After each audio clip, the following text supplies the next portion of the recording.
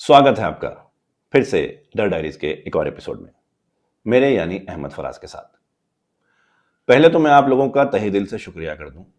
आप सब हमारे यूट्यूब चैनल को, हमारी कहानियों को जो प्यार दे रहे हैं, जिस तरीके से कमेंट करते हैं, उसका तहे दिल से शुक्रिया। मैं खुद कोशिश करता हूं और मेरी टीम कोशिश करती है कि हम हर कमेंट का पर्सनली रिप्लाई करें। और आपसे गुजारिश है कि ऐसे ही कमेंट करते रहिए, ऐसे ही शेयर करते रहिए, ऐसे ही प्यार दिखाते रहिए। और सबसे अच्छी बात यह है कि बहुत सारे लोग हमें डेली बेसिस पे कहानियां भेज रहे हैं। कुछ अपने पर्सनल एक्सपीरियंसेस, कुछ सुनी सुनाई, या कुछ अपनी लिखी हुई। हम कोशिश करते हैं कि हम सब की कहानी पढ़ें और उसमें से बेस्ट ऑफ द थिंग्स जो है वो निकाल के आप लोगों के सामने लेके आएं। और क्योंकि टीम बहुत छोटी है तो कहानियां लाने में थोड़ा वक्त लग जाता है, लेकिन कुछ कहानियां ऐसी होती हैं जिनको पढ़कर ऐसी अनसेटलिंग सी फीलिंग होती है कि वो कहानी बाहर आनी ज़रूरी है, ऐसा एक यूनानिमस डिसीजन टीम लेती है। आज की कहानी भी ऐसी ही है, जिसको पढ़कर इतना डिस्कम्फर्ट सा महसूस हुआ कि वो कहानी आप तक तो पहुंचानी बहुत ज़रूरी थी। और ये कहानी हमारी एक सब्सक्राइबर ने ही हमें भेजी है, और उनकी रिक्वेस्ट को मानते हुए उनका नाम आज की कहानी में हम चेंज करके लेंगे। ये कहानी उनकी और उनके हस्बैंड की है। और होता क्या है कि कुछ कहानियाँ ऐसी होती हैं कि हम पढ़ते हैं तो थोड़ा डर जाते हैं, और कुछ कहानियाँ ऐसी होती हैं जिसको हम पढ़ते हैं तो थोड़ा फिलोसफिकल हो जाते हैं। लेकिन ये कहानी एक लौती ऐसी कहानी थी जिसने डराया भी, डिस्कम्फर्ट भी दिया, और शायद थोड़ा फिलोसफिकल भी हमें कर दिया। ये कहानी शुरू होती है।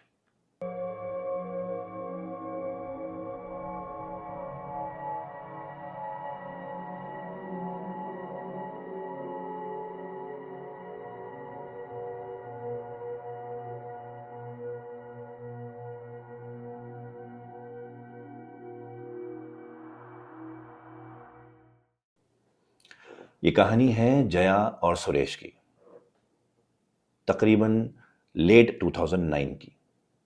जया उस वक्त 27-28 साल की हैं, और उनके हस्बैंड सुरेश उस वक्त तकरीबन 32-33 साल के हैं। 2009 में दोनों की शादी को 4 साल हो चुके हैं, और दोनों ही बैंगलोर में सेटल्ड हैं। बैंगलोर के एक बहुत पॉश इलाके में, अच्छे इलाके में उनका घर है। घर मतलब उनका एक ग्राउंड फ्लोर और छत वाला घर है, फ्लैट नहीं है। और वो जिस सोसाइटी में रहते हैं वहाँ सारे घर ही हैं, पूरी एक गेटेड सोसाइटी है।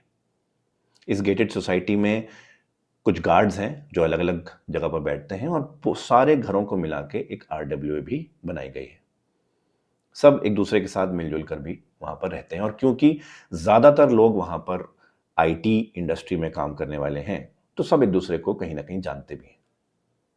सुरेश भी एक बड़ी इंटरनेशनल आईटी फर्म में जॉब करते थे, और उन दिनों क्योंकि उनकी रिपोर्टिंग इंटरनेशनल बॉसेस को होती थी, इंटरनेशनल ऑफिस को होती थी, तो वो कभी हफ्ते में 2 दिन, कभी हफ्ते में 3 दिन रिक्वायरमेंट के बेस पे ऑफिस जाया करते थे।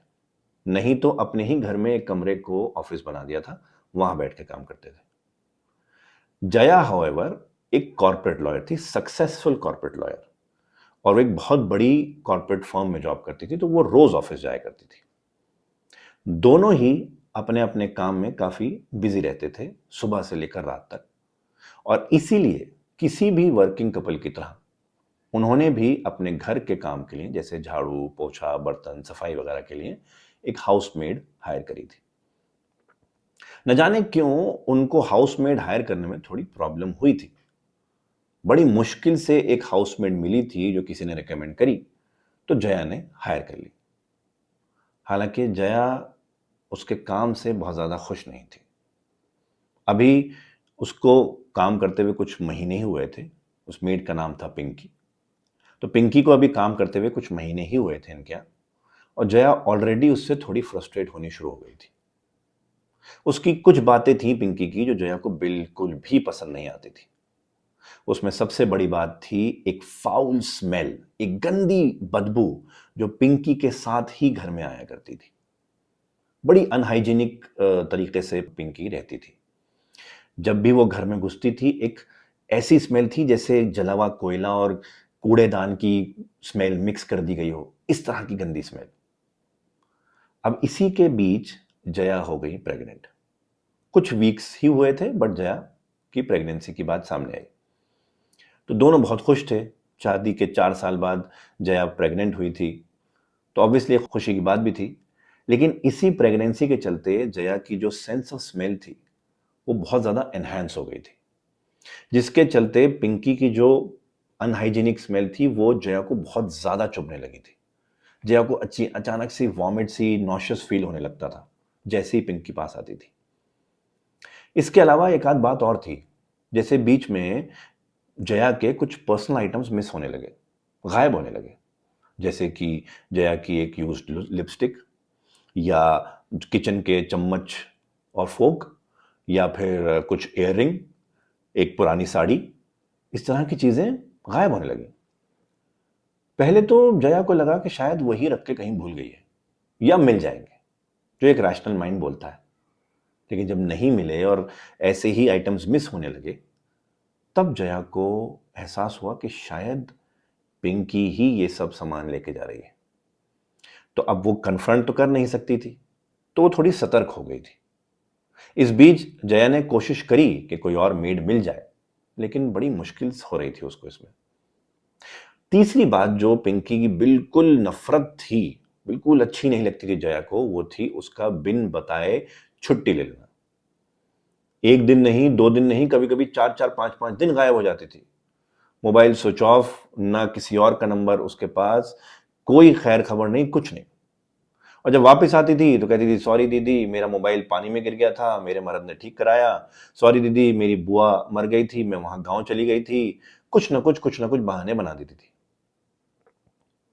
ऐसे ही एक दिन आई, अगले दिन से फिर छुट्टी पे चली गई, और 4 दिन उसका कुछ अता पता ही नहीं कि वो आ रही है, नहीं आ रही है, क्या हो रहा है। और क्योंकि इस वक्त जया के ऊपर काम का बोझ बहुत ज्यादा था, उसके चलते घर का काम जब उस पर पड़ा, और प्रेगनेंसी के चलते जया बहुत ज्यादा परेशान हो गई, बहुत ज्यादा थक जाती थी। हालांकि सुरेश घर पे ही होता था ज्यादा टाइम, पर सुरेश को ये सब काम आते ही नहीं थे। सुरेश ऐसा था जैसे उसको बैठ कर सब मिल जाए, खाना बना हुआ मिल जाए, पानी कोई पिला दे, तो वो खुश रहते थे। ऑफिस का काम बड़ा अच्छा करता था, लेकिन उससे घर का काम बिल्कुल नहीं होता था, तो वो जया की हेल्प नहीं कर पाता था। तो जब ये छुट्टी पर गई तो जया के ऊपर डबल बोझ पड़ गया। उधर ऑफिस का बोझ, लेट आना ऑफिस से, ऊपर से घर का काम, सफाई भी देखनी, खाना भी देखना, सब चीजें करनी। तो जया ने डिसाइड कर लिया कि अब इसको तो नहीं रखेंगे, जब खुद ही करना है सारा काम, तो फिर इसकी बात को, पिंकी के किस बात को पैसे दे रहे हैं।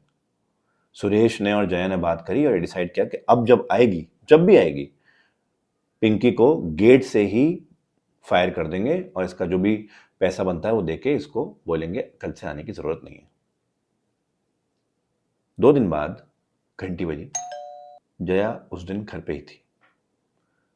गेट खोला जया ने, बाहर पिंकी खड़ी थी। गेट से अंदर आने से पहले ही एक तो जया को सबसे पहले वो स्मेल आई उसके अंदर से, बहुत एक देसी दारू की प्लस गंदगी की प्लस जले हुए कोयले की टाइप की अजीब सी स्मेल। और ऊपर से वो बोली कि अरे दीदी, मेरा बेटा बीमार था, मैं उसके पास थी, मैं उसको अस्पताल लेके जा रही थी, इसलिए नहीं आ पाई। जया जैसे जस्ट लॉस्ट हर कूल। वो उसके ऊपर वहीं चिल्ला गई कि तुम बिना बताए छुट्टी ले लेती हो, ऐसे नहीं चलता है काम, मुझे तुमसे काम नहीं कराना है। उसने खूब उसको बचलाया कि अब तुम यहाँ काम नहीं करोगी, मैं तुम्हें घर के अंदर नहीं घुसने दूंगी। पिंकी जब ये सब सुन रही थी, तो पिंकी को भी अंदर अंदर थोड़ा गुस्सा आने लगा। पिंकी पलट के चिल्लाने लगी कि ऐसा कैसे कर सकते हो आप, मेरा काम है, मैं बोला मेरा बेटा बीमार है, जब किसी का बेटा बीमार होता है तो ऐसे करते हैं क्या, कोई वो नहीं है आपको। पिंकी उस पे जया पे चिल्ला रही है, जया पिंकी पर चिल्ला रही है, दोनों एक दूसरे से बहस में लगे हुए हैं।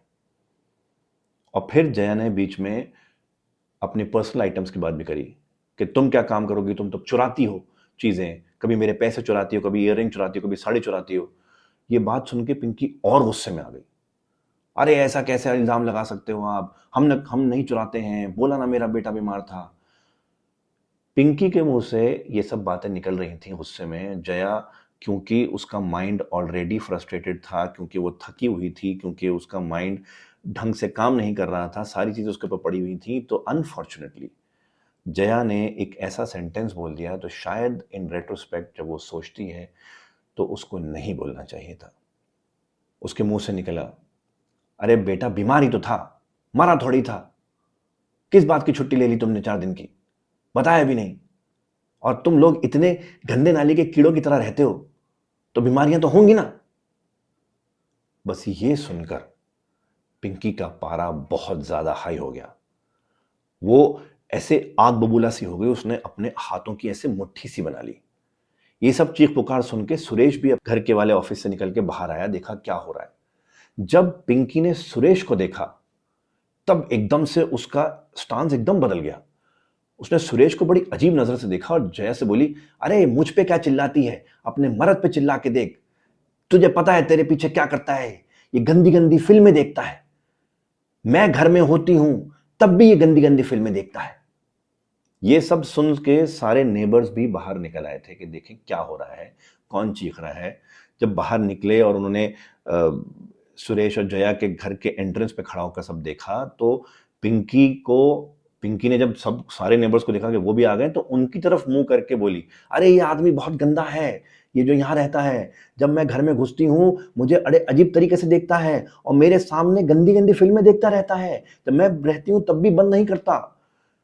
ये सुनकर जया तो एकदम से ठनक गई और वो बड़ी हैरानी से सुरेश की तरफ और पिंकी की तरफ देखने लगी।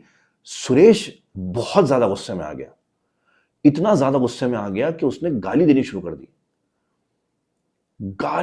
बहुत गंदी गंदी गालियां देने लगा और पिंकी के ऊपर चढ़ के आने लगा। पिंकी बोल रही है, अरे ये गंदा आदमी है, मैं तो बेटा बीमार था इसलिए मैं छुट्टी पर थी। सुरेश के मुंह से निकला, अरे मरता है, मरे साला, गंदी नाली के कीड़े हो तुम सब। ये इस तरह की कॉन्वर्सेशन चल रही है और इस बीच सुरेश एकदम से पिंकी के ऊपर चढ़ा।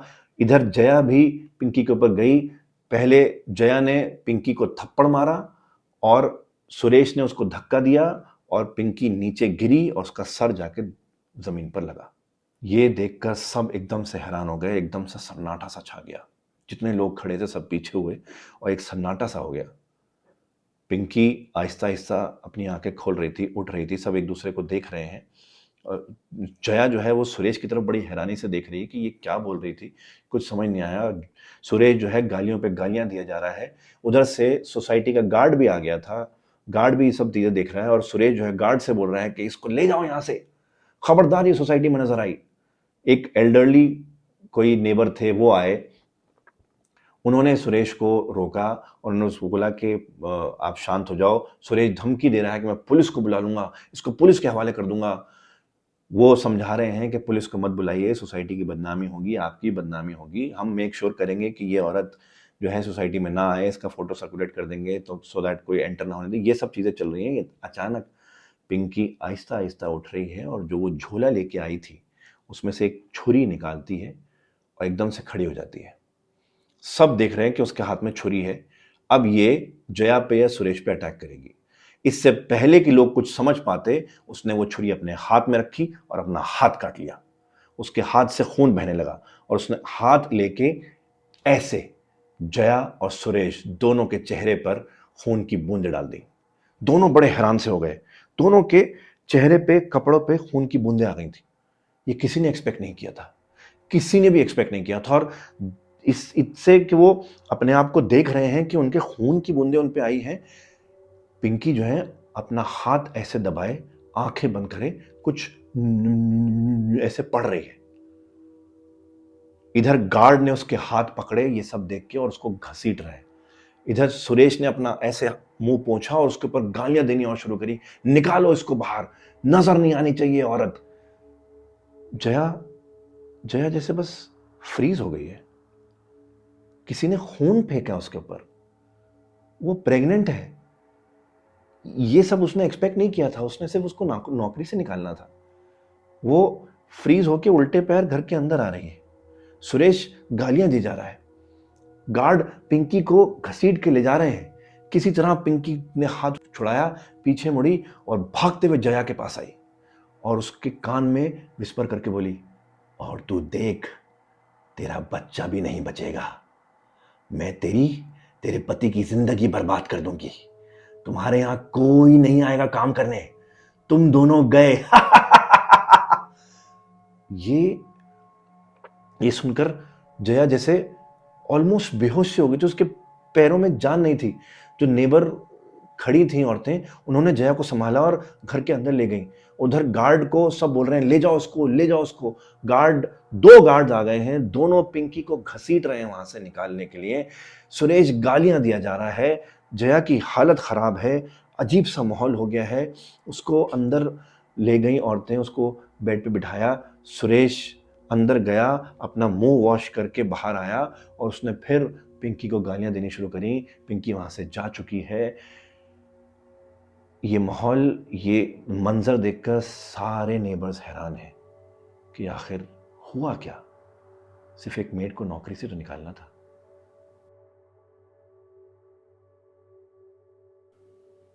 पिंकी वाले इंसिडेंट को अब तकरीबन 3-4 दिन हो चुके थे। अभी तक कोई मेड इनको मिली नहीं थी।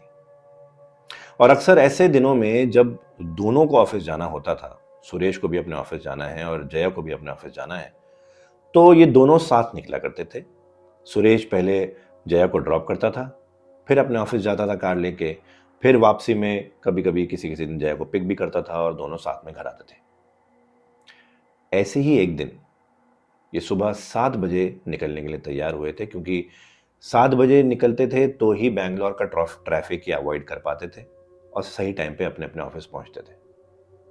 तैयार होके दोनों खड़े हैं 7 बजे और सुरेश जो है वो दरवाज़ा खोला उसने और पीछे मुड़ के जया को आवाज़ दे रहा है कि जया चलो, देर हो रही है। जैसे ही सुरेश ने पैर आगे बढ़ाया, उसका पैर अचानक किसी ऐसी नुकीली चीज़ पर जाकर लगा कि एकदम से उसने रिफ्लेक्स एक्शन हुआ उसका और उसका पैर पीछे आया। और इतनी बुरी तरह से वो नुकीली चीज़ चुभी थी कि सुरेश अपना पैर पकड़ के नीचे गिर ही गया और उसके मुंह से हल्की सी एक आह भी निकली। सुरेश अपने पैर को देख रहा है कि क्या चीज़ चुभी कि अचानक उसकी नज़र उस चीज़ पर पड़ी कि वो क्या चीज़ थी जिस पर उसका पैर पड़ा था। तो उसने देखा कि उनकी दहलीज के चौखट पर, एंट्रेंस पर ही बिल्कुल बाहर की साइड, एक डायग्राम सा बना हुआ है जमीन पर। डायग्राम कैसा है? एक बड़ा सा सर्कल है जिसके अंदर एक ट्रायंगल बना रखा है, 2 ट्रायंगल उल्टे एक दूसरे के जैसे स्टार लग रहे हैं, और इसके अंदर कुछ अजीब अजीब सी चीजें रखी हुई हैं। एक साइड में कोई चीज रखी है वो जैसे ग्रे ग्रे सी, वो ऐसा लग रहा है कि किसी चीज की राख है, ऐश है। दूसरी साइड एक सड़ा हुआ फल जिसपे फंगस लगी हुई है। उसके बगल में कुछ एक शायद किसी जानवर के सड़े हुए गले हुए दांत, और बिल्कुल चौखट के पास कुछ कीले ऐसे उल्टी पॉइंट की हुई ऊपर की साइड। उनमें से एक कील इसके चुभी थी। और ये सारा डायग्राम जो है वो सिंदूर से बना रखा है, लाल कलर के। ये कुछ अजीब था। और बिल्कुल बीच में एक नींबू भी रखा हुआ था। ये देखकर थोड़ा सा वो हैरान सा हो गया और उसके दर्द भी हो रहा था। जब उसने अपने जूते की तरफ देखा तो एक कील जूते का सोल चीरती हुई अंदर घुस गई थी। वो अपने जूते को आहिस्ता आहिस्ता उतार ही रखे, जया पीछे से बोलती हुई आई, हाँ सुरेश चलो चलो। जैसे ही उसने दरवाजे पर आई और सुरेश को देखा नीचे पड़ा हुआ है अपने पैर को हाथ में लेके, और उसकी नजर बाहर पड़ी तो एकदम जम सी गई। उसके हाथ पैर कांप गए, उसकी आंखें फटी की फटी रह गई, उसका मुंह खुला का खुला रह गया। सिंदूर से बना एक डायग्राम, उसमें अजीब अजीब चीजें बीच में रखी हुई और उसमें से एक कील सुरेश के चुभी हुई है।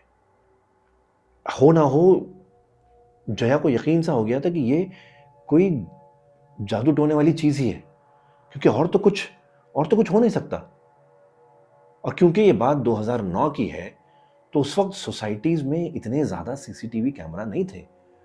कि हर जगह कैमरा लगा है और पता हो कि किसने क्या किया है। तो वहां कोई कैमरा नहीं था उनके दरवाजे के बाहर कि ये पता लगाया जा सके कि आखिर ये डायग्राम, ये एक अजीब सी ड्राइंग ये बनाई किसने और क्यों और कब। ये देखते ही सबसे पहले जया ने दरवाजा बंद किया। पहले उसने सुरेश को देखा, उसका आहिस्ता आहिस्ता जूता उतारने में हेल्प करी तो देखा कि वो कील उसके पैर में चुभी है बहुत जोर से, उसमें से खून भी निकला है।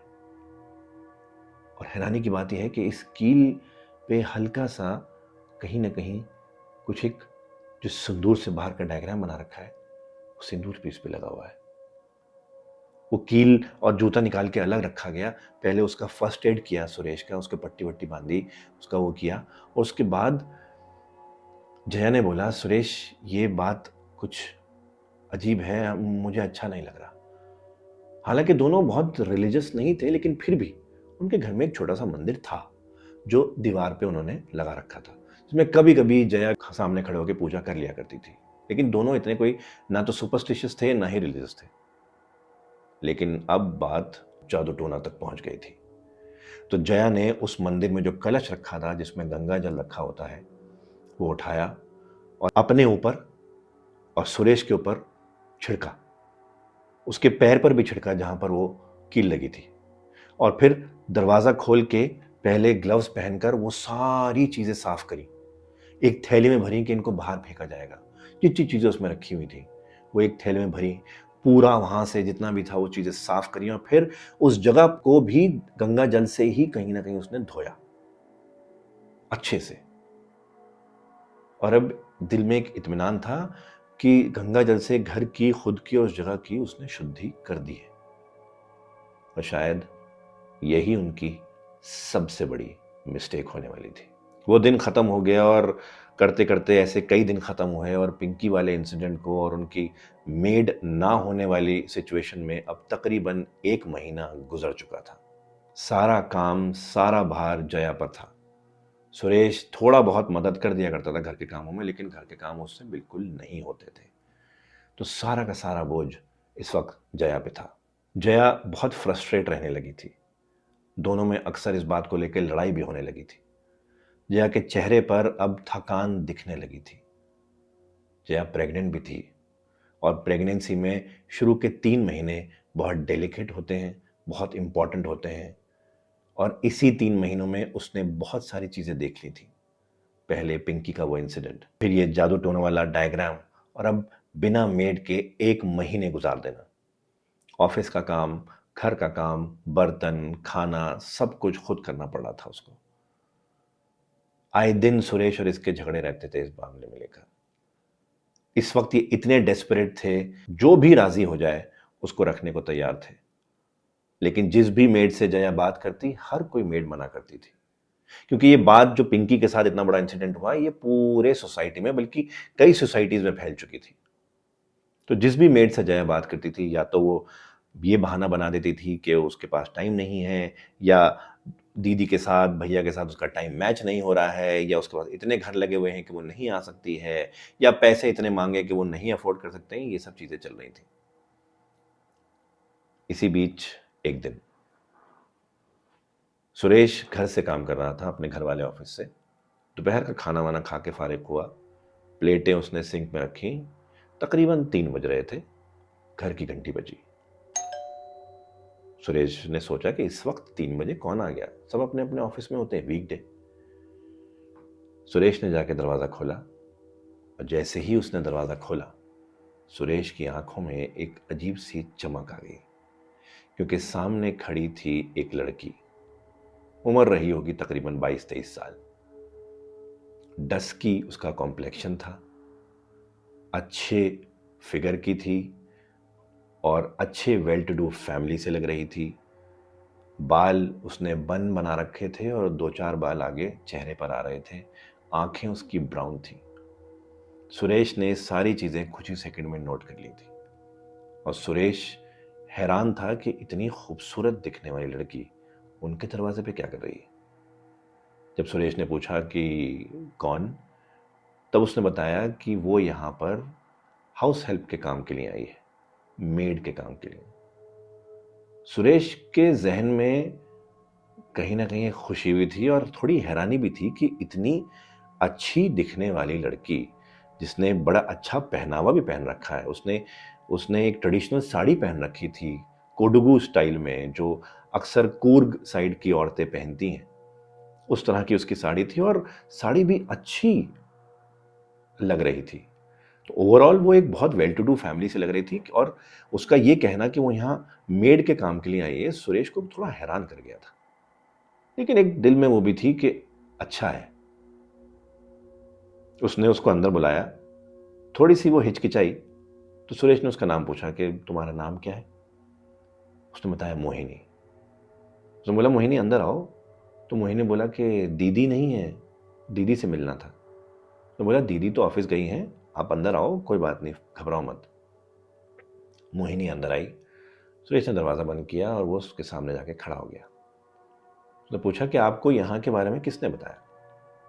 तो मोहिनी बोली कि आपके ही ब्लॉक से 4-5 ब्लॉक आगे एक बंगला है 103B, वहाँ मैं काम करती हूँ। उन्होंने मुझे बताया कि यहाँ पर एक वैकेंसी है, क्योंकि वहाँ जो मेम साहब हैं वो यहाँ की दीदी की दोस्त हैं। सुरेश सोच में पड़ गया कि 103B ब्लॉक डी में कौन रहता है जिसको जया भी जानती है, क्योंकि ये सारे एक दूसरे को वहाँ जानते थे और क्योंकि वो सारे ही कहीं ना कहीं आईटी फर्म्स में जॉब करते थे तो नोन तो थे। तो ऐसा कौन आ गया जो इनको भेज रहा है, रेकमेंड कर रहा है किसी मेड को, उसके रिकॉल नहीं हो रहा था। खैर इस वक्त उसका जहन ज़्यादा इस चीज़ में था कि मोहिनी दिख कैसी रही है। मोहिनी को उसने बिठाया, किचन में जाके पानी लेके आया, उसके लिए पानी पिलाया और उसको बोला कि आप घर में काम करती हो, आपको देख के लगता नहीं। तो मोहिनी थोड़ी सी शर्मा सी गई और उसने आंखें और अपना मुंह नीचे कर लिया। सुरेश बोला अरे नहीं, मतलब मेरा मतलब वो नहीं था, बुरा मत मानो, मेरा मतलब ये था कि आप घर में काम करने का कितना पैसा लोगी। तो उसने पूछा मोहिनी ने कि कितना कमरा है इस घर में, घर को देखते हुए। सुरेश ने बोला ये 2 BHK है, हम 2 ही लोग हैं बस। तो बोला 3,000 रुपये लगेगा, जो स्टैंडर्ड रेट है, 3,000 रुपये लूंगी, जिसमें बर्तन झाड़ू पोछा सब कर दूंगी। ये स्टैंडर्ड रेट था, तो ऐसा नहीं था कि सुरेश को लगा कोई गलत डिमांड है। सुरेश के जहन में बस ये चल रहा था कि किसी तरह मोहिनी हायर हो जाए, बस। तो उसने बोला कि आपके पास मोबाइल है। मोहिनी ने अपना छोटा वाला मोबाइल, जो बिना स्मार्टफोन के, बिना GPS के हुआ करते हैं ना, छोटे वाले नोकिया के, वो फ़ोन उसमें निकाल के दिया। उसने बोला साहब आप इसमें अपना नंबर डाल के खुद को मिस कॉल दे दो, आपके पास नंबर आ जाएगा, मेरी दीदी से बात करा देना जब वो आ जाए। सुरेश ने वही किया, उसने नंबर लिया, उसने उसका मोबाइल लिया, नंबर अपना डाला, अपने आप को मिस्ड कॉल दी। सुरेश ने मोहिनी का मोबाइल जब उसको उसका नंबर लेके वापस देने के लिए हाथ बढ़ाया तो थोड़ी देर के लिए, 1 सेकंड के लिए, सुरेश और मोहिनी की उंगलियां टच हुई। सुरेश के बदन में जैसे अजीब सी बिजली सी कौंध गई थी। उसको लगा कि मोहिनी ने शायद शायद कुछ नैनो सेकेंड ज्यादा हाथ रखा वहां पर जितना जरूरी था, और शायद वो चाहती थी कि उंगलियां टच हों। लेकिन ये थॉट आई और उसने डिस्कार्ड कर दी कि नहीं, ऐसा नहीं हो सकता। फिर सुरेश ने पूछा कि आप किस टाइम आओगी। तो मोहिनी ने बोला कि मेरे पास 2 घर हैं, एक दूसरी सोसाइटी में, एक इस सोसाइटी में 103B, तीसरा ये घर होगा, मैं इसी टाइम आऊंगी। सुरेश ने बोला इसी टाइम मतलब 3 बजे। तो बोला हाँ, मेरे पास यही टाइम है साहब, इसी टाइम आ सकती हूँ, आप अपना बताओ। सुरेश थोड़ा सोच में पड़ गया कि जिस दिन सुरेश को भी ऑफिस जाना होगा और जया को भी जाना होगा, उस दिन क्या करेंगे। लेकिन डेस्परेट थे, एक मेड के लिए, एक हाउस हेल्प के लिए डेस्परेट थे। तो सुरेश ने सोचा ठीक है, देखा जाएगा, कुछ टाइम मैं मैनेज करूंगा, बाकी घर की चाबी दे देंगे, ये आएगी, सफाई करेगी, चली जाएगी, अगर सब ठीक रहा तो। मैं बोला मैं जया को मना लूंगा। अंदर अंदर सोचा, क्योंकि उसके जहन में एक थॉट बहुत जोर से, बहुत फर्मली घर कर गई थी कि किसी तरह बस मोहिनी हायर हो जाए। मोहिनी अपना मोबाइल लिया और बोला कि जब मेम साहब आ जाएं तो मेरी बात करा दीजिएगा, कहकर मोहिनी चली गई। शाम को जब जया आई तो सुरेश ने पूरा इंसिडेंट उसको बताया। जया से बोला कि हमें मेड मिल गई, जया बहुत खुश थी कि अरे कौन आ गई। सुरेश ने बताया कि 103 बी में कोई है, तुम्हें तुम्हारा दोस्त कह रही थी। तो जया को भी उस वक्त याद नहीं आया कि 103 बी में कौन है ब्लॉक डी में, लेकिन खास बात ये थी कि मेड मिल गई थी। लेकिन जब जया ने ये सुना कि वो 3 बजे आए करेगी, वो भी जया के पीछे, तो जया थोड़ी सी अनकंफर्टेबल हो गई। उसने बोला मुझे उससे बात करनी है। सुरेश ने उसका नंबर हैंड ओवर किया। जया ने मोहिनी को फ़ोन करा और तकरीबन 20-22 मिनट दोनों की बात हुई। बात करके जया कंफर्टेबल हो गई थी। उसने बोला ठीक है। बट जब फ़ोन रखा तो सुरेश से उसने बात करी कि किस तरीके से हम इसको मैनेज करेंगे। तो सुरेश ने बोला कोई बात नहीं, 1-1.5 महीने के लिए, 2 महीने के लिए मैं बॉस से बात कर लूँगा, मैं कंप्लीटली वर्क फ्रॉम होम करूँगा, मैं ऑफिस जाऊँगा ही नहीं। तो जया ने बोला तुम श्योर हो? सुरेश ने बोला हाँ हाँ मैं श्योर हूँ, कोई बात नहीं, मैं कर लूँगा, मैं मैनेज कर लूँगा, डोंट वरी, लेकिन इस वक्त मेड का होना बहुत ज़रूरी है।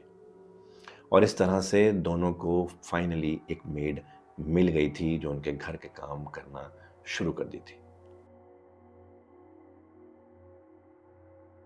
तकरीबन 2 हफ्ते हो चुके थे मोहिनी को जया और सुरेश के घर काम करते हुए, और जया उसके काम से बहुत खुश थी। वो सारा काम संभालने लगी थी। जया जब घर आती थी ऑफिस से थक हार कर, तो उसको पूरा घर साफ सुथरा मिलता था। यहां तक कि कभी कभी तो बेडशीट तक चेंज हुई मिलती थी उसको। कभी वो किचन में जाती थी तो सारे बर्तन, सारी चीजें अपनी जगह पर रखी होती थी। जया बड़ी खुश थी कि एटलीस्ट अब ऑफिस से घर आके वो आराम से रेस्ट कर सकती है। जया बीच में वीकेंड्स पे मोहिनी से मिलती थी, और मोहिनी से मिलकर उसको यकीन हो गया था कि ये बहुत अच्छी चॉइस है, और फाइनली उनको एक ऐसी मेड मिल गई है, एक ऐसी हाउस हेल्प मिल गई है जो सारा काम बिल्कुल जया की सिचुएशन और जया की मर्जी के मुताबिक कर रही है।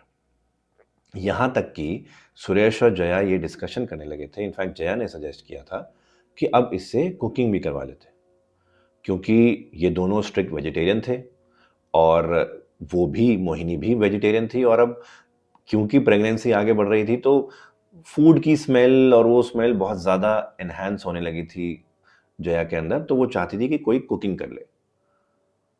तो मोहिनी को उन्होंने कुक भी रख लिया था थोड़े एक्स्ट्रा बजट में। तो अब मोहिनी पूरे घर का काम खुद संभालने लगी थी। अब वो टाइम आ गया था, क्योंकि दोनों मोहिनी को बहुत ट्रस्ट करने लगे थे, कि मोहिनी को घर की एक एक्स्ट्रा चाबी दे दी जाए। जब भी दोनों ऑफिस जाएं, मोहिनी पीछे से आए, अपना काम करे और चली जाए। उन्होंने एक चाबी मोहिनी को थमा दी। हालांकि सुरेश ज्यादातर अभी भी घर से ही काम कर रहा था। 1 आध 2 दिन कभी होता था कि वो ऑफिस चला जाया करता था। इस बीच जया की प्रेगनेंसी थोड़ी सी न जाने क्यों कॉम्प्लिकेटेड सी हो गई थी। कुछ कॉम्प्लिकेशंस आने लगी थी।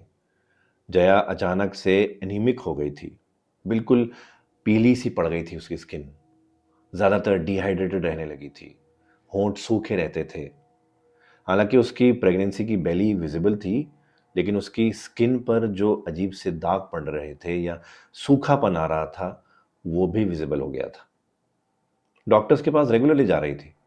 डॉक्टर्स बस रेस्ट को बता देते थे और कुछ मेडिसिन थी वो दे दिया करते थे, क्योंकि प्रेगनेंसी में बहुत ज़्यादा स्ट्रॉन्ग मेडिकेशन भी नहीं दी जा सकती। तो उस वजह से भी बहुत ज़्यादा जया परेशान रहती थी, लेकिन एटलीस्ट हाउस हेल्प की वजह से, हाउस हेल्प की तरफ से वो अब निश्चिंत हो गई थी। जया की मेंटल और फिजिकल हेल्थ थोड़ी सी डिटेरिएट हो रही थी। उसकी आंखों के नीचे के सर्कल्स बढ़ गए थे, वो बहुत देर तक खड़ी नहीं रह पा रही थी, कोई काम ज़्यादा देर नहीं कर सकती थी। और उसकी परेशानी की वजह एक और थी, सुरेश का बिहेवियर। सुरेश का बिहेवियर पिछले कुछ दिनों में बहुत ज़्यादा चेंज हो गया था। सुरेश सुरेश ही नहीं लगता था। वो अब उसने जया के करीब आना बंद कर दिया था। करीब तो छोड़ो, बात तक उनकी कम हो गई थी। सुरेश अपने घर वाले ऑफिस के कमरे में ज़्यादातर रहने लगा था। रात रात भर उसमें काम करने लगा था। जया रात को आती थी तो अकेली ही कभी टीवी देखती थी, कभी अकेले ही खाना खा लिया करती थी और अकेली ही सो जाया करती थी। सुरेश की तरफ से ये सुनने को मिलता था कि कोई एक नया प्रोजेक्ट आया है जिसमें उसकी हेल्प की ज़रूरत है, इसलिए वो अभी सारा ध्यान उस पर लगा रहा है। लेकिन जया को इंटरनली पता था कि सिर्फ ये बात नहीं है, कुछ तो गड़बड़ है। और एक अजीब सी चीज और थी, सुरेश ने जया के सामने कपड़े चेंज करने ही बंद कर दिए थे। उसके सामने टी शर्ट उतारनी बंद कर दी थी। अपने कपड़े वॉशरूम में लेके जाता था और वहां से ड्रेस्ड होके आता था, जबकि पहले कभी ऐसा उसने नहीं किया। वो घर में बनियान में घूमा करता था, शॉर्ट्स में घूमा करता था, और अब पूरी टी शर्ट और लोअर में घूमता था, एज इफ कुछ चीजें छुपाने की कोशिश कर रहा हो। ये बात कुछ अजीब सी थी। उसने सोचा कि शायद काम का बोझ है इसलिए हो रहा हो, लेकिन यह बढ़ता जा रहा था। जब भी वो बात करने की कोशिश करती, सुरेश वहां से उठ के चला जाता था। जब भी कोई इस तरह का टॉपिक उठाने की कोशिश करती, सुरेश बात नहीं करता था। एक दिन जया ने सोचा कि इस बारे में बात करनी पड़ेगी, बिकॉज जया को उसके केयर की, उसके अफेक्शन की जरूरत थी। पहले ट्राइमेस्टर में गायनेकोलॉजिस्ट ने जया को एडवाइस किया था कि अपने हस्बैंड से आप करीब ना आए, कोई इंटीमेसी ना एस्टैब्लिश करें, लेकिन दूसरे ट्राइमेस्टर से तो गायनेकोलॉजिस्ट ने, डॉक्टर ने अलाउ करा था। और जया को इस वक्त, जबकि वो इतनी चीज़ों से जूझ रही है, बीमारी से और प्रेगनेंसी के ड्यूरिंग सब चीज़ें चल रही हैं, कॉम्प्लिकेशंस चल रही हैं, सुरेश की सबसे ज़्यादा ज़रूरत थी। और इसी वक्त सुरेश उससे दूर हो रहा था, सिर्फ फिजिकली नहीं, इमोशनली भी दूर लग रहा था। इमोशनली भी उसने उसके साथ बैठना बंद कर दिया था, बातें करना बंद कर दिया था, हंसी मजाक बंद कर दिया था, साथ में नेटफ्लिक्स देखना बंद कर दिया था, साथ में टीवी देखना बंद कर दिया था। जो चीज़ें साथ में किया करते थे वो सब बंद कर दी थी। इससे जया की मेंटल हेल्थ और ज़्यादा ख़राब होने लगी थी। एक दिन जया ने सोचा कि आज मैं कन्फ्रंट करके रहूँगी, आज मैं बात करके रहूँगी। तो जैसे ही जया ने ये टॉपिक छेड़ा कि सुरेश तुम मुझसे दूर क्यों हो रहे हो, क्या प्रॉब्लम है, बैठ के बात करते हैं, why are you so away, I feel lonely, जैसे ही बातें छेड़ी जया ने, सुरेश अजीब सा पागल सा हो गया, एकदम से गुस्सा आ गया उसको, और ऐसे टेंट्रम थ्रो करने लगा जैसे कोई ऐसी बात कर दी हो जिससे वो ट्रिगर हो गया। कैसी बातें करती हो, तुम्हारी प्रेगनेंसी तुम्हारे सर पे चढ़ गई है, हार्मोनल हो गई हो तुम, ये कोई तरीका है बात करने का? बात होती है, तुम्हारी प्रेगनेंसी चल रही है, इसमें ये सब चीजें सोचोगी तुम, मेरे ऊपर काम का बोझ है, तुम्हें समझ में नहीं आता, ये सब कह के वो वहां से निकला, अपने ऑफिस वाले कमरे में गया और अंदर से लॉक कर लिया। उस रात बहुत रोई थी जया, रो रो कर सोई थी। लेकिन जया उनमें से नहीं थी कि रोकर पीछे हट जाए। जया एक समझदार इंडिपेंडेंट लड़की थी। उसने सोचा कि इस सब की तह तक तो जाना पड़ेगा। हालांकि उसका माइंड कुछ इशारे कर रहा था कि सुरेश शायद उस पर चीट कर रहा है, पर वो शायद एडमिट नहीं करना चाहती थी जब तक उसके सामने पुख्ता सबूत ना आ जाए। इसलिए उसने फैसला किया कि वो इसकी तह तक जाएगी। तो इसलिए कभी उसकी सुरेश की शर्ट चेक करती, कभी उसकी शर्ट की स्मेल करती, क्योंकि आजकल सुरेश के पास से एक अजीब सी स्मेल आने लगी थी जो सुरेश की नहीं थी। तो उसकी वो शर्ट स्मेल करके देख रही है कि कहीं कोई और स्मेल शायद समझ में आए। उसकी शर्ट को खोल के देख रही है, कोई दाग मिले, कुछ मिले। उसकी ट्राउज़र की पॉकेट्स चेक कर रही है, उसका लैपटॉप बैग छान रही है, कुछ सुराग ढूंढने के लिए इधर उधर हाथ पैर मार रही है। फिर एक रात जब सुरेश सोया हुआ था तो उसने फैसला किया कि उसका मोबाइल चेक करेगी। हालांकि जया की ये आदत थी नहीं, ना तो वो मोबाइल चेक करना चाहती थी, ना वो स्नूप अराउंड करना चाहती थी, ना कोई ऐसी चीज़ करना चाहती थी, पर इस वक्त वो मजबूर थी। इस बात की तह तक पहुंचना बहुत ज़रूरी था। तो जब उसने सुरेश का मोबाइल उठाया और पासवर्ड टाइप किया तो पासवर्ड चेंज हो चुका था। अब उसको यकीन सा हो गया था कि पासवर्ड चेंज करने का एक ही मकसद या एक ही मतलब हो सकता है कि सुरेश जया पर चीट कर रहा है। पर किससे, कौन है, ये सब जानना उसके लिए बहुत ज़रूरी था। तो एक दिन उसने फैसला किया कि सारी चीज़ें छोड़ के वो एक दिन दोपहर में अनअनाउंस्ड आएगी, हाफ डे लेके, ताकि अगर उसके पीछे कुछ चल रहा है तो वो उसका ध्यान से उसको पकड़ सके और उसका इलाज कर सके, सुरेश का। और वो उसको सबूत के साथ रंगे हाथ पकड़ना चाहती थी। तो एक दिन उसने दोपहर में अपने बॉस से बोला कि मैं आज जल्दी जा रही हूँ। तो तकरीबन 2 बजे के आसपास उसने अपना सामान रैप अप किया और अपना लैपटॉप और वो सब सामान लेके घर के लिए निकल गई। तकरीबन 2:30 बजे के आसपास वो घर के सामने थी। चाबी उसने निकाली तो उसके हाथ कांप रहे थे। अभी वो एंटर नहीं होना चाहती थी। उसने पहले इधर उधर जाके देखा कि घर के अंदर कुछ दिख रहा है, कुछ दिख जाए, कोई है, लेकिन उसको कुछ नहीं दिखा। फिर उसने फैसला किया कि एकदम से एंटर नहीं होगी। घर से कुछ दूर उस जो सड़क थी उसके दूसरी तरफ जाके वो कहीं एक मुंडेर पर छुप के बैठ गई, ये देखने के लिए कि घर में क्या हो रहा है, ये कुछ पता लगे, कोई आ रहा है, कोई जा रहा है, कुछ हो रहा है। तकरीबन 3 बजे के आसपास उसको दिखता है कि मोहिनी आ रही है। अपनी चाबी निकालती है, घर का दरवाज़ा खोलने ही वाली होती है कि अंदर से दरवाज़ा खुलता है। सुरेश सामने खड़ा है, मुस्कुरा रहा है, मुस्कुरा के उसको अंदर बुलाता है, एज इफ उसका वेट कर रहा था, उतावला हो रहा था उससे मिलने के लिए। अब सारी बातें क्लियर हो गई थी कि सुरेश चीट कर रहा है, ना सिर्फ चीट कर रहा है, सुरेश इनकी मेड के साथ मिलकर चीट कर रहा है जया पर। अब उसने अपनी चाबी निकाली जया ने और घर के सामने आके खड़ी हो गई। अभी भी दरवाज़ा खोलते उसके हाथ कांप रहे थे, क्योंकि उसको पता था कि अंदर जाकर उसको ट्रॉमा ही मिलने वाला है, लेकिन ज़रूरी था। उसने आहिस्ता से बिना साउंड किए दरवाज़ा खोला, अपने सैंडल अपने हाथ में लिए और नंगे पांव बिना आवाज़ करते हुए मेन डोर से घर के अंदर दाखिल हुई। घर के अंदर कुछ नहीं दिखा उसको, सिर्फ ड्राइंग रूम की एक लाइट जल रही थी। अंदर आई तो कुछ खुसफुसाने की, गिगलिंग की, हंसने की आवाज़ें आ रही हैं। कहाँ से आ रही हैं? सुरेश के ऑफिस वाले कमरे से। वो ऑफिस वाले कमरे की तरफ पहुंची और कान दरवाजे पे लगा के सुनने लगी। अंदर से सिर्फ हंसने, खिलखिलाने की आवाज़ें आ रही हैं, जैसे दो लोग आपस में बड़े मज़े कर रहे हैं। जया समझ चुकी थी कि सुरेश चीट कर रहा है, वो भी मोहिनी के साथ। जया ने आहिस्ता से उसके कमरे के दरवाजे का हैंडल पकड़ा और बहुत आहिस्ता से उसको घुमाना शुरू किया ताकि आवाज़ ना आए। उसने अपना बेबी बम भी पकड़ लिया था, क्योंकि शायद वो अपने बच्चे को भी तैयार कर रही थी और ख़ुद को भी तैयार कर रही थी उस ट्रॉमा के लिए जो अंदर जाके उसको फेस होने वाला था। आहिस्ता से उसने दरवाज़ा खोला और एकदम से दरवाज़ा अपनी तरफ खींच लिया। अंदर बिल्कुल अंधेरा था, ब्लैकआउट कर्टन्स बिल्कुल एज टू एज ड्रॉ कर दिए गए थे, लाइट कोई नहीं जल रही थी। कुछ सेकंड लगे जया की आंखें अंधेरे में एडजस्ट होने में। जैसे उसकी आंखें एडजस्ट हुई, उसने देखा कि सुरेश अपने ऑफिस की कुर्सी पर बैठा है। उसके लैप पर, उसकी गोद में मोहिनी बैठी है। मोहिनी की साड़ी आधी निकली हुई है और सुरेश ने उसको वेस्ट से ऐसे पकड़ रखा है और दोनों हंस रहे हैं, खिलखिला रहे हैं एक दूसरे की तरफ देखकर।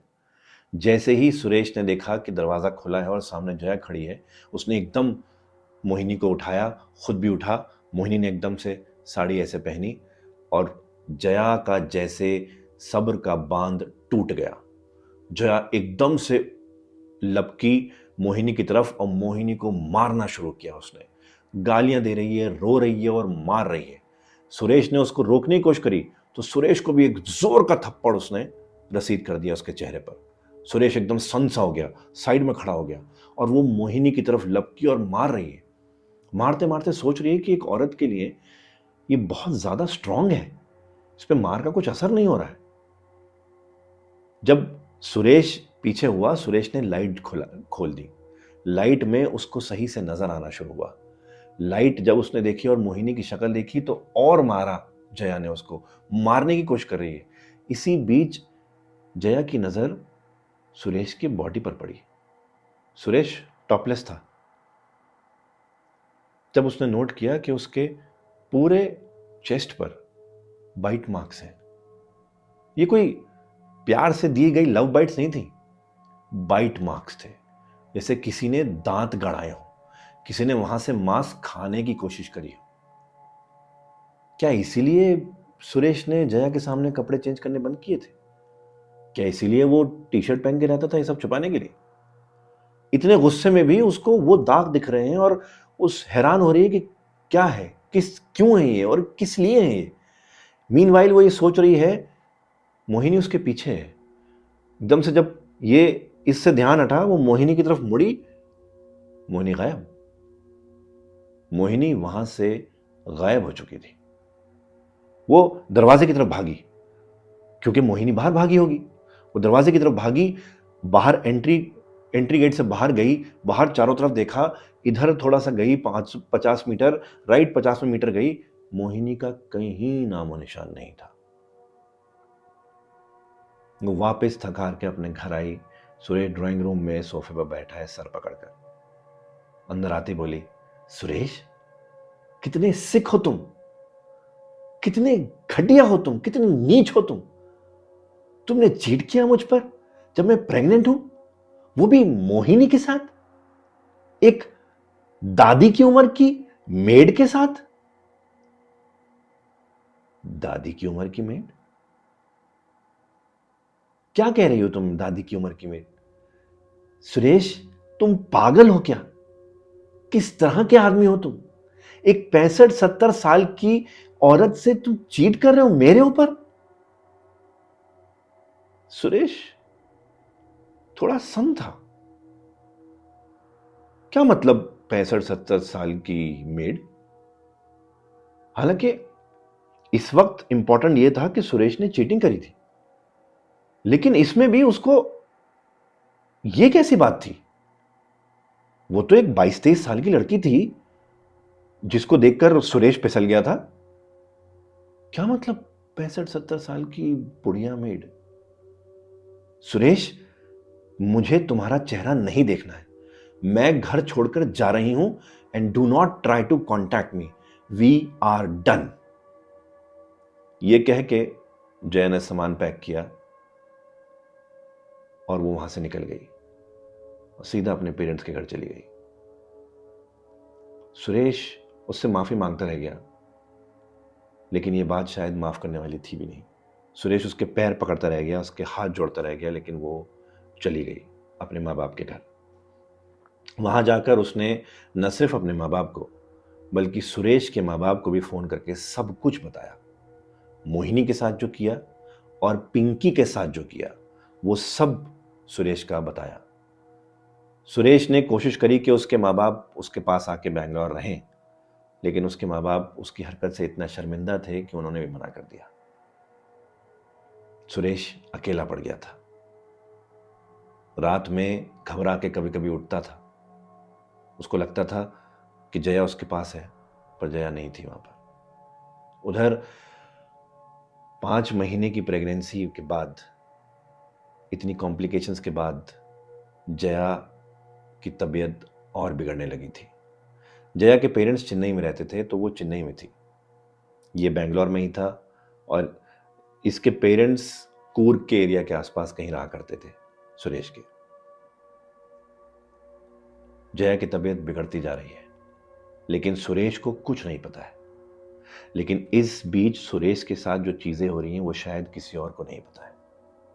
जब ये सब हुआ और जया वहां से चली गई, सुरेश ने एक शेड्यूल सा बना लिया था। रोज सुबह उठते ही जया को फोन किया करता था, फिर दोपहर में फोन करता था, फिर शाम में फोन करता था, लेकिन जया कोई रिस्पॉन्स नहीं देती थी। इस बीच जब उसको ये ध्यान आया कि क्या मतलब था कि 65-70 साल की बुढ़िया मेड, तो उसने छानबीन करनी शुरू करी कि इसको 103 बी ब्लॉक डी घर वालों ने बताया था, तो वहां जाके छानबीन करता हूं।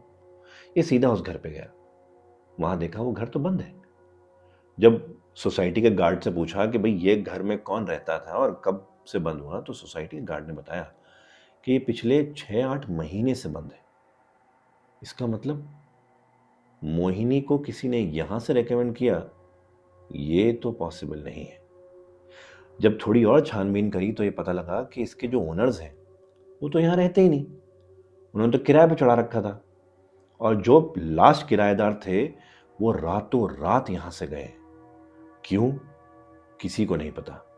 रातों रात उन्होंने सामान पैक किया, जो सामान छूटा वो छूटा, जो लिया वो लेके वहां से निकल गए। कोई नहीं जानता कहां गए, क्यों गए। और इस सब के दौरान सुरेश के साथ एक अजीब अजीब अपीयरेंसेस भी होने लगे थे। सुरेश के साथ अजीब अजीब चीज़ें भी होने लगी थी घर में। कभी कभी वो अपने ऑफिस में बैठ कर काम कर रहा है तो पीछे से, घर के अंदर से, उसके कमरे के बाहर से जया की आवाज़ देने की आवाज़ आती थी, सुरेश। वो एकदम पीछे मुड़ के देखता था तो कोई नहीं होता था। कभी वो रात में सोने की कोशिश कर रहा था, होता था तो मोहिनी का चेहरा उसके सामने आता था। और कभी कभी तो उसको ऐसा लगता था कि मोहिनी अभी भी इस घर में मौजूद है, जो कभी कभी उसके कान के पास आके सुरेश करके चली जाती है। वो बहुत परेशान सा हो गया था, फ्रैंटिकली फोन करता था जया को ये सब बताने के लिए, पर जया उसका फोन नहीं उठा रही थी।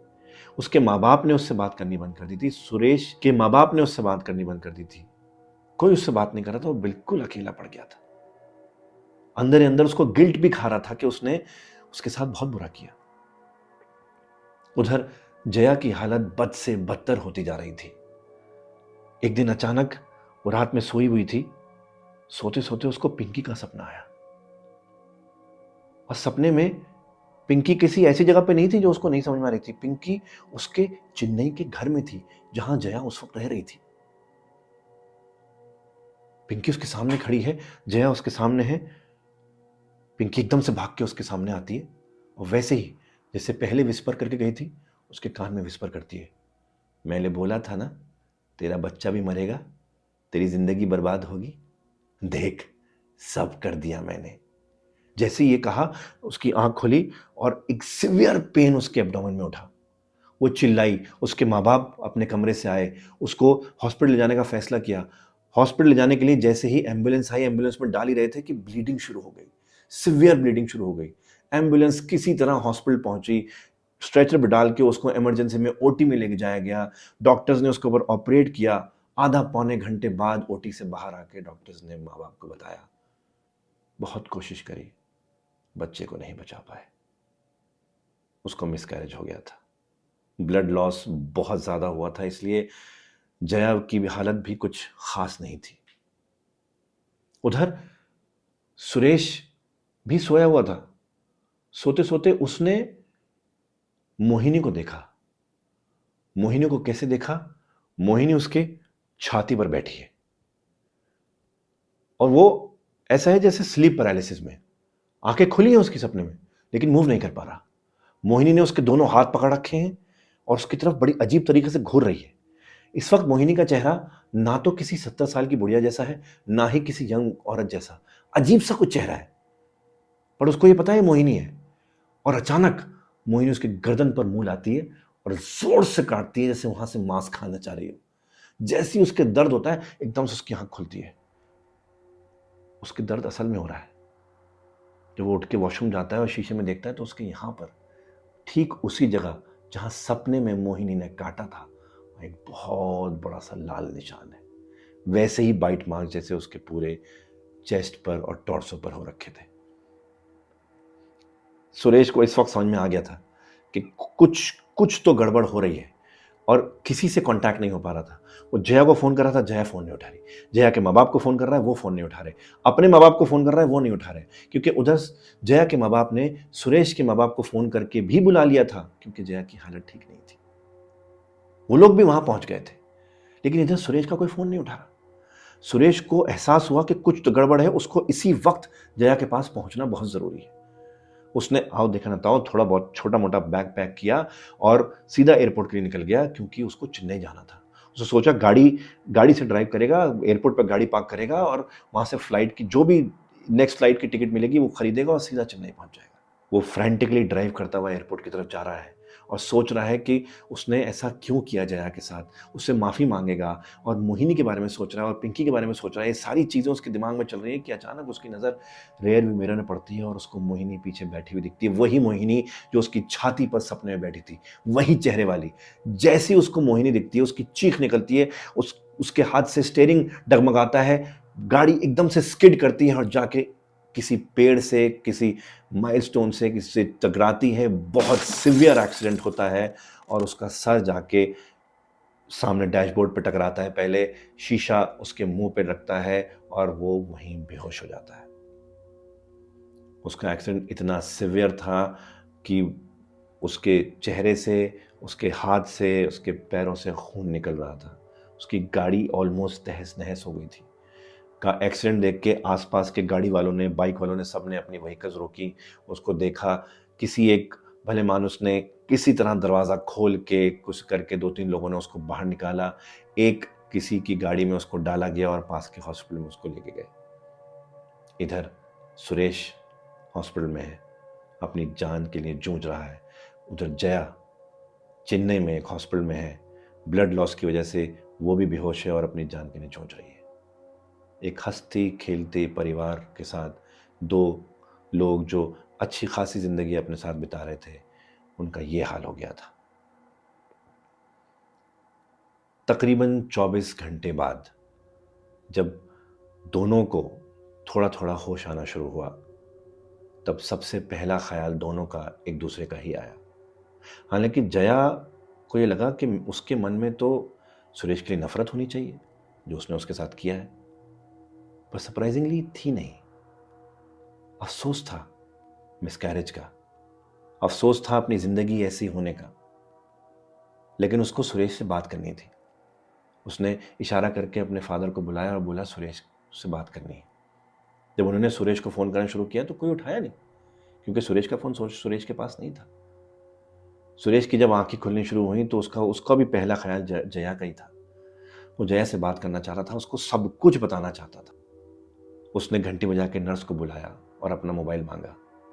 जब उसने देखा कि इतने सारे मिस्ड कॉल आए हुए हैं तो सुरेश ने कॉल बैक किया और तब जाके जया और सुरेश की बात हुई कई दिन बाद।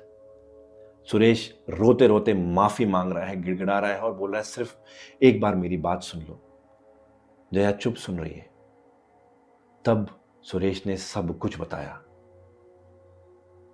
सब कुछ बताया उसने कि कैसे उसको जब पहली बार उसने मोहिनी को देखा था तो वो 22-23 साल की लड़की थी, एक ट्रेडिशनल साड़ी पहने हुए। जब जया ने उन दोनों को पकड़ा और जया के मुंह से 65-70 साल वाली बात सुनी तो वो हैरान हो गया था। उधर जया ने बोला कि किस तरह की बात कर रहे हो तुम? मैंने हमेशा मोहिनी को 65-70 साल की बुढ़िया ही देखा है। उधर सुरेश ने बोला नहीं, मैंने हमेशा मोहिनी को 22-23 साल की लड़की ही देखा है। दोनों हैरान थे कि ऐसा कैसे पॉसिबल है। फिर सुरेश ने यह भी बताया कि उसने इन्वेस्टिगेट किया, उस घर में गया जहां से रेफरेंस हुआ, लेकिन उस घर में कोई नहीं रहता। फिर उसने अपना ख्वाब बताया। इधर जया ने जो ख्वाब देखा था वो भी उसको बताया। दोनों एक दूसरे को जब ये चीजें बता रहे थे तब जाके उनके समझ में आया कि ये हुआ नहीं है, ये करवाया गया था, ये पिंकी ने करवाया था। ये वो डायग्राम जो उनके घर के बाहर बनाया हुआ था, ये सब चीजें तब से शुरू हुई थी। पर इस वक्त दोनों का साथ होना बहुत जरूरी था। सुरेश ने बहुत माफी मांगी, बोला मुझसे बस एक बार मिल लो। सुरेश ने अपनी बातें पूरी कर ली। तब जया ने उसको अपनी साइड की स्टोरी सुनाई। उसको बताया कि उन दोनों का बच्चा अब नहीं रहा। इस वक्त शायद दोनों को एक दूसरे की ज़रूरत थी। हालांकि सुरेश ने जो किया था वो शायद माफ़ी लायक नहीं था, लेकिन एक चांस शायद जया सुरेश को देना चाहती थी। ये थी सुरेश और जया की कहानी। आप सुन रहे थे सिर्फ द डर डायरीज पर, मेरे यानी अहमद फराज के साथ। अगर ये कहानी आपको पसंद आई है और अच्छी लगी है और आपको लगा है कि ये कुछ अलग कहानी है, तो हमें कमेंट करके ज़रूर बताएं आपको कैसी लगी। शेयर ज़रूर करें उन लोगों के साथ जिनको लगता है ये कहानी सुननी चाहिए, और सब्सक्राइब अगर नहीं किया है तो ज़रूर सब्सक्राइब करें। और ऐसी और कहानियां अगर आपके पास हैं तो हमारी ईमेल आईडी पर भेजना ना भूलें। आप सुन रहे थे डर डायरीज।